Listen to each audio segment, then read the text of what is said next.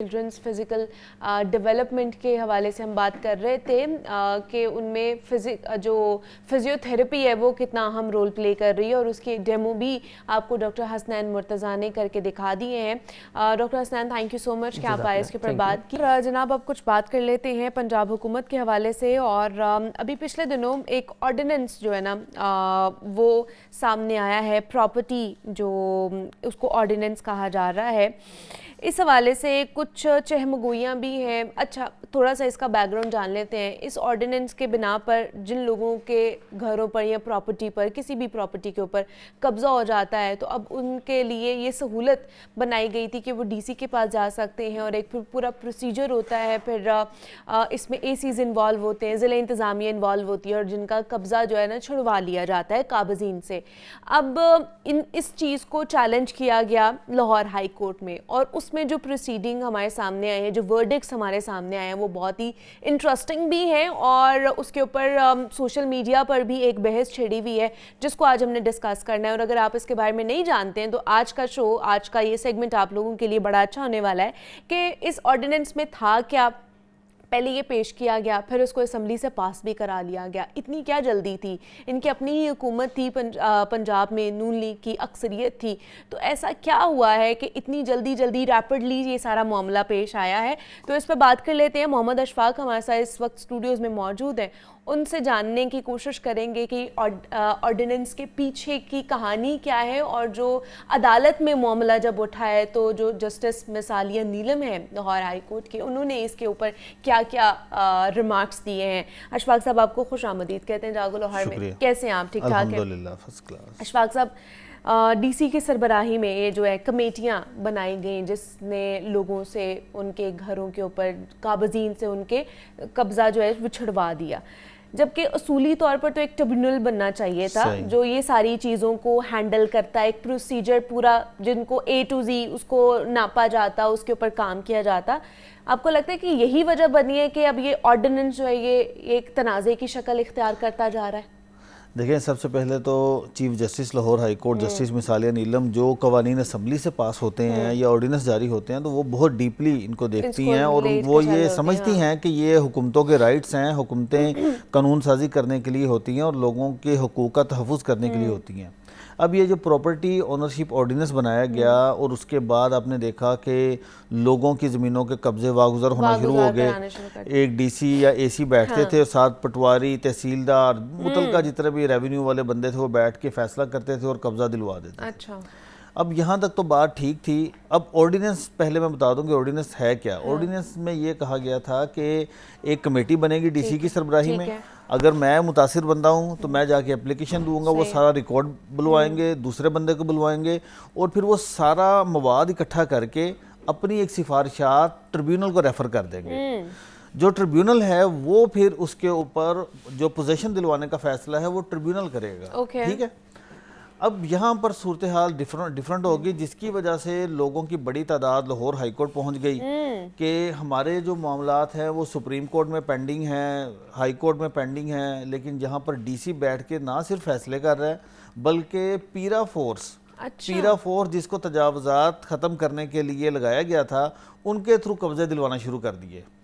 अब डीसी ने क्या किया, पीरा फोर्स जो है वो महंगाई कम करने के हवाले से, प्राइस तजावुज़ात हटाने के हवाले से काम नहीं कर रही है, वो लोगों की प्रॉपर्टीज वागुजार कर। अब हाई कोर्ट में जो दरख्वास्त आई, उन्होंने कहा कि जी हमारा मामला सुप्रीम कोर्ट में पेंडिंग है, और 56 एप्लीकेशन लाहौर हाई कोर्ट में चीफ जस्टिस के सामने जब लगी, ठीक है, चीफ जस्टिस ने उसके ऊपर जब रिकॉर्ड मंगवाया। अब ये बहुत दिलचस्प बात है, ये जो सोशल मीडिया पर ये कहानियां चल रही हैं ना कि जी चीफ जस्टिस ने बंद कर दिया, इसमें कोई शक नहीं है कि जो सिविल अदालतों में प्रॉपर्टीज़ के केसेस साल चलते हैं, लेकिन उसको स्पीडी करने के लिए भी इकदाम चीफ जस्टिस की जानिब से किए गए हैं।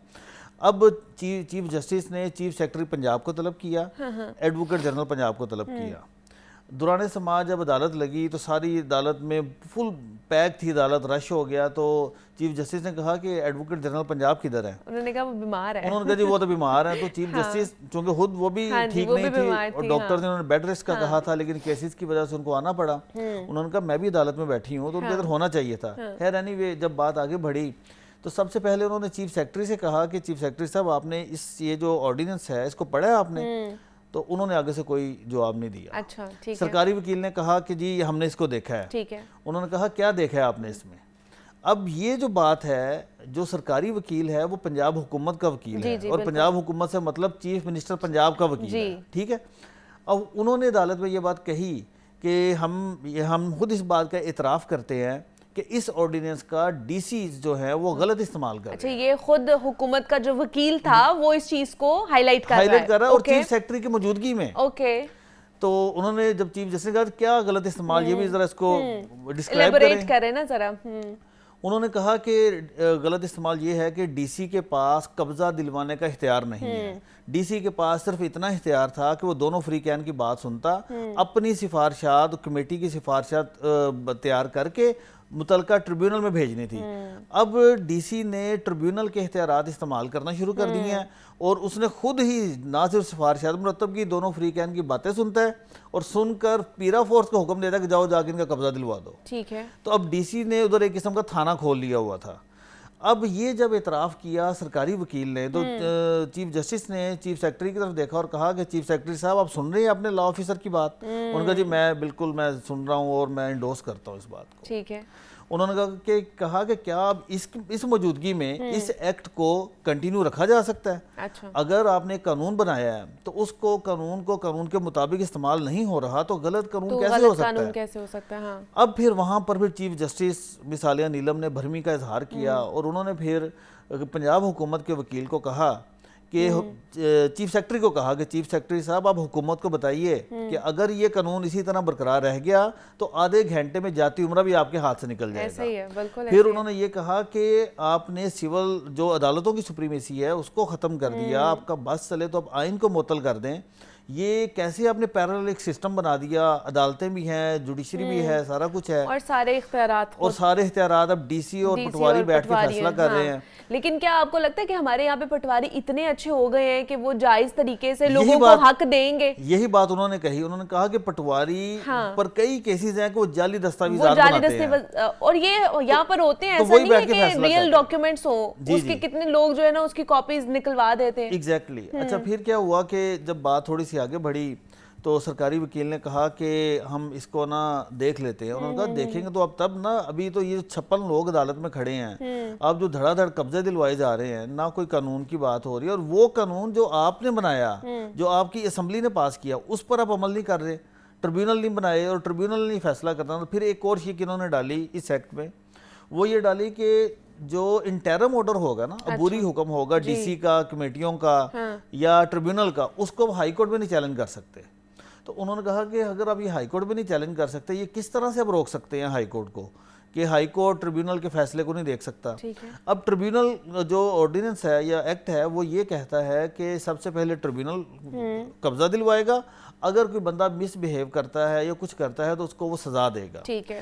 اور ختمی جو فیصلہ ہوگا نا ٹریبیونل کا, اس کو آپ ہائی کورٹ میں چیلنج کریں گے, اور وہ بھی 2 رکنی بینچ اس کا کیس سنے گا.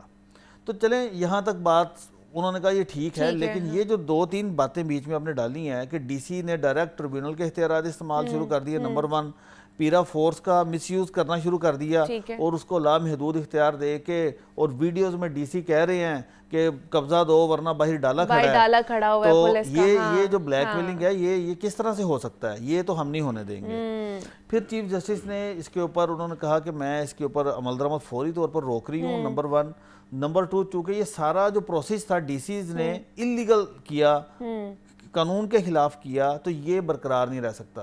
تو جو جتنے بھی انہوں نے قبضے لے کر دیے ہیں نا, وہ پہلے دن کی صورتحال پر واپس چلے جائیں گے, وہ بحال ہوں, مطلب انہوں نے معطل کر دیے, وہ معطل کر دیے. جو ڈی سیز نے فیصلے کیے تھے ان کو یہ وہ ختم, اور جن کے قبضے ہیں ان کو فوری واپس کر دیے. ساتھ انہوں نے کہا کہ یہ جو معاملہ ہے یہ بہت ہی اہم نوعیت کا ہے, اس کے اوپر ہم فل بینچ بناتے ہیں اور فل بینچ بیٹھ کے اس کے اوپر سماعت کرے گا. اب یہ آرڈر جب ہوتا ہے تو اس کے بعد پھر سوشل میڈیا پر طوفان بدتمیزی شروع ہو جاتا ہے. اب کوئی بندہ یہ حقائق نہیں دیکھ رہا کہ پنجاب حکومت کے وکیل نے خود اس قانون کے حوالے سے اعتراف کیا کہ, اور یہ کہا کہ یہ اس قانون کا غلط استعمال ہو رہا ہے, اور یہاں تک سرکاری وکیل نے کہا کہ ہم نے متعلقہ ڈی سیز کو متعدد مرتبہ لیٹرز لکھے ہیں کہ قانون کا غلط استعمال نہ کریں, لیکن اس کے باوجود وہ ان کی بات سننے کو تیار نہیں. تو یہ بات پنجاب حکومت کا وکیل بیٹھ کر خود چیف سیکرٹری پنجاب کی موجودگی میں وکیل جو ہے وہ جو ریپریزنٹیشن اس کی کرنے آئے اس آرڈیننس کا تو وہ اس پہ وہ کر رہا تھا.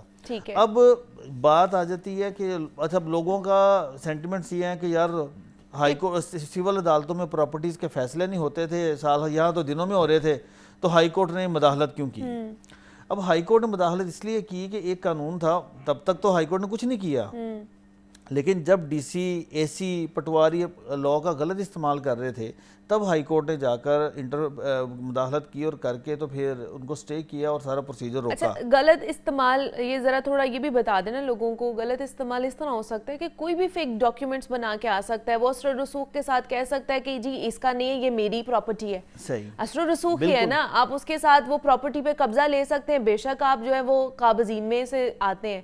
تو جب یہ چیزیں جب لاء کے تھرو ہوں گی, پورے پروسیجر کے تھرو ہوں گی, عدلیہ کے تھرو ہوں گی, تو اس میں جو جتنے بھی لوپ ہولز ہوتے ہیں نا وہ کہیں نہ کہیں کیٹر کیے جاتے ہیں. سائلین کو یا جتنے بھی لوگ ہیں ان کو بے شک انصاف کی فراہمی یقینی بنانی چاہیے, ان کا کوئی پرابلم ہے تو اس کو سالو کرنا چاہیے, لیکن کچھ پروسیجرز ہوتے ہیں ان کو لے کر چیزیں جو ہے نا وہ ہینڈل کی جاتی ہیں, سالو کی جاتی ہیں. لیکن ایسے نہیں ہو سکتا کہ کسی ایک شخص کے انڈر کمیٹی بنا دی جائے اور اس کو تمام تر سارے اختیارات جو ہے نا وہ پرووائڈ کر دیے جائیں اور وہی